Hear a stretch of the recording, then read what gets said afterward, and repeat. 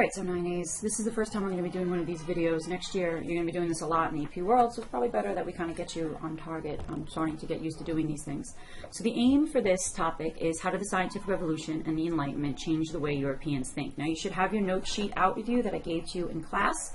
Copy down the aim, and then we're going to look at the first question, which is, how did the scientific revolution build upon Renaissance ideas? And you have a lot of this, I wrote a lot of this down on the sheet for you.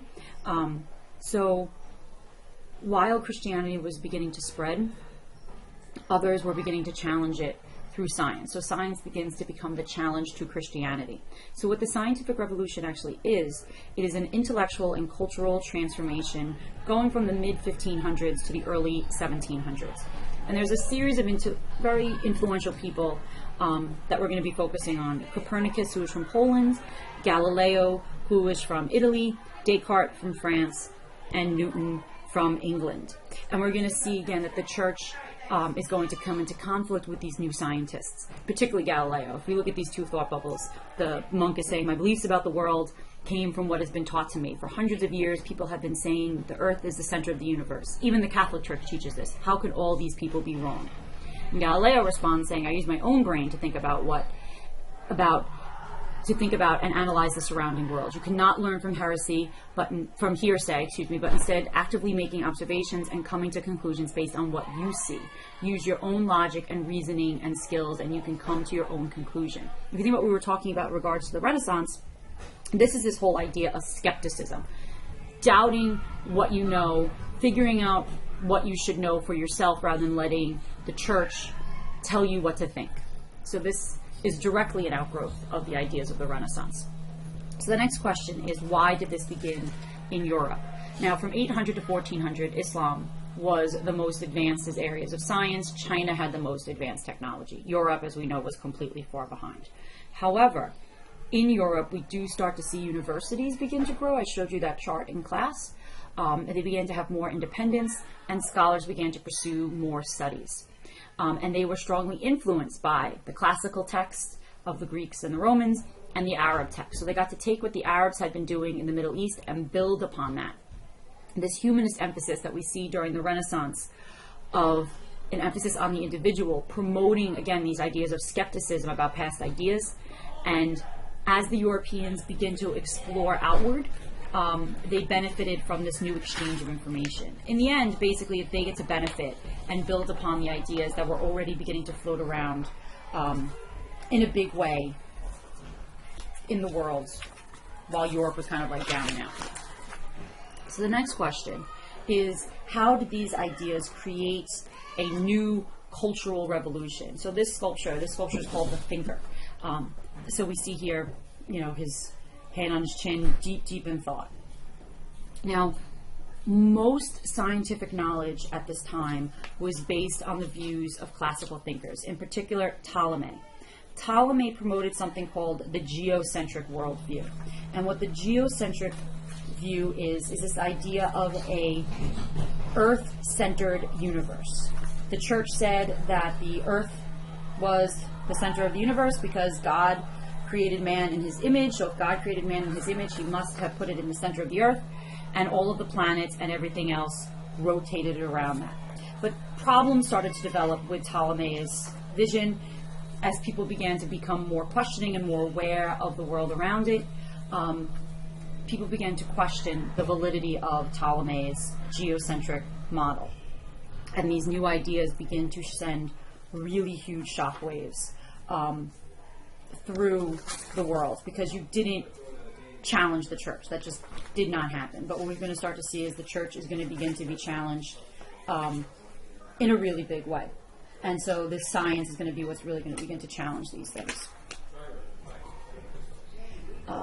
The first person really to begin to challenge these ideas is a man named Copernicus. So Nicholas Copernicus, he is the one in 1543 who begins to propose what is known as the heliocentric model. And what I mean by the heliocentric model is what he means by the heliocentric model is a sun-centered universe. So now this creates a whole host of problems, because then the big question becomes, well then, where do human beings fit into this if we're not the center of the universe? The other problem was that in the geocentric model, you had these different rings where the planets were embedded. Beyond that was heaven. So according to the geocentric model, heaven was out here. So you'd go to church, you'd ask the priest, where's heaven? He'd say, beyond the last sphere of the planets. The heliocentric model creates a problem because then there's no set location for heaven, begins to question the meaning of the church, and once you start to question the ideas of the church, then it becomes, well, what else was the church wrong about? And it creates a really slippery slope for the church. Another major important thinker is Johann Kepler. And what Kepler did, you might remember him from earth science, he basically came up with the laws of planetary motion, and basically realized that Copernicus' theory was correct. He actually perfected Copernicus' theory, because Copernicus, who believed in a heliocentric model, which was correct, but he believed that the planets moved in circles, and Copernicus acknowledged that the planets moved in ellipses, more like ovals, and he came up with the laws of planetary motion. The really big thinker that had a huge impact on this time period was a man by the name of Galileo. Galileo did all sorts of investigations and came into a great deal of conflict with the church. So in 1581, a 17-year-old Galileo sat in a cathedral and was watching a chandelier on its chain. Aristotle has said that a pendulum swings at a slower rhythm as it approaches its resting place. And Aristotle, who was a Greek thinker, had pretty much been the established authority on these ideas. Using his beating pulse, Galileo times the chandelier swings, and he basically disproves Aristotle's ideas. And he realized that each swing of the pendulum took exactly the same time. So he, through that, discovered what was known as the laws of the pendulum. The other theory he came up with were the theories of bodies in motion.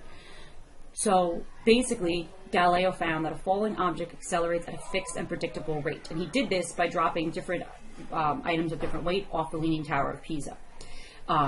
Saying that basically, because Aristotle said that heavier objects fall faster than lighter ones, and Galileo, again, disproved this theory.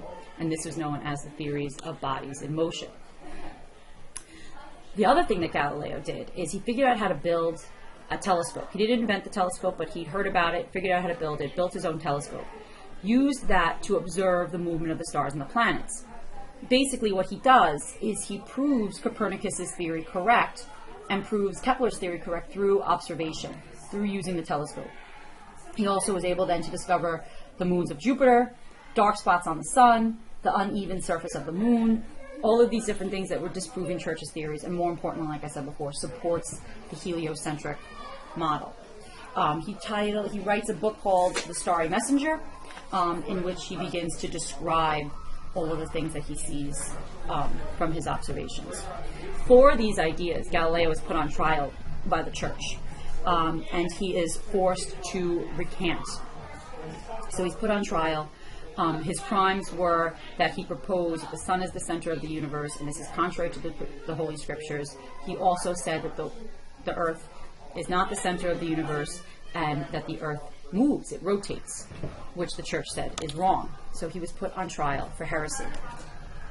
By silencing Galileo, the church wanted to suppress this idea. Ultimately, what Galileo decides to do is he decides to recant because he's going to be killed. So he chooses to recant, take back what he actually knows to be true, so that he can save his life. So he says, with sincere heart and unpretended faith, I abjure, curse, and detest the aforesaid errors and heresies of Copernicus, and also every other error contrary to the Holy Church. And I swear that in the future I will never again say or assert anything that might cause a similar suspicion towards me. So he was sentenced to house arrest, and that's where he lived out the rest of his life.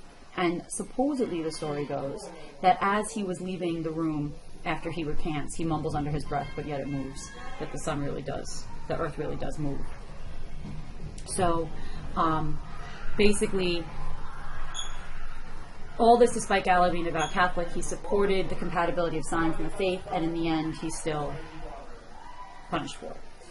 Galileo was finally pardoned by Pope John Paul II in 1992. And Pope John Paul II acknowledged some of the errors of the Catholic Church. Now, the next major thinker of note would be a man by the name of Isaac Newton. So now Isaac Newton came up with a whole other important series of laws. One of them is the law of gravity. And basically what he did with the law of gravity is he took Kepler's laws of planetary motion and Galileo's law of bodies in motion and realized that it's in fact the same law. And the story goes as he was sitting under an apple tree and the apple falls on his head and he begins to come up with this idea of the law of gravitation. Newton studied math and physics at Cambridge. By the time he was 24, he was certain that all objects were affected equally by the same forces. So like I said, Kepler had worked out the laws for planetary motion. Galileo had studied the motion of pendulums.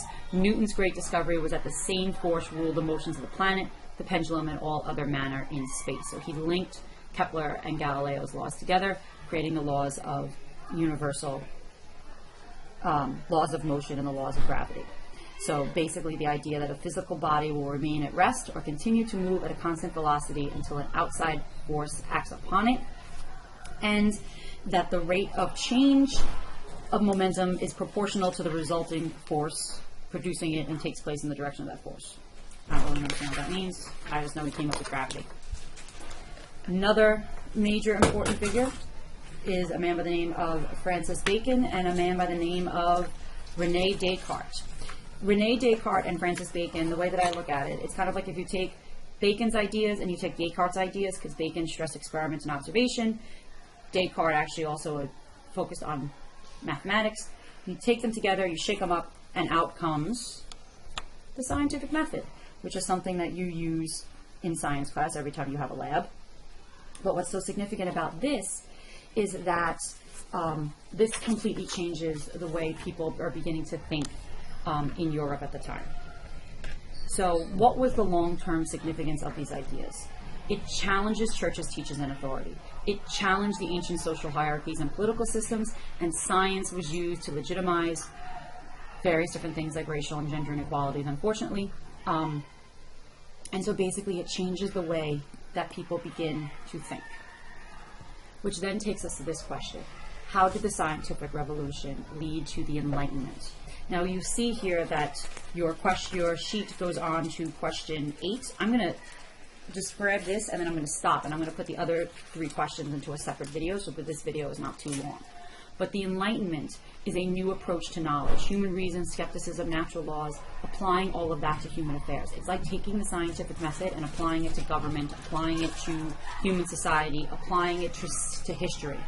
So it took aim at the idea of divine right, meaning that the kings get their power from God.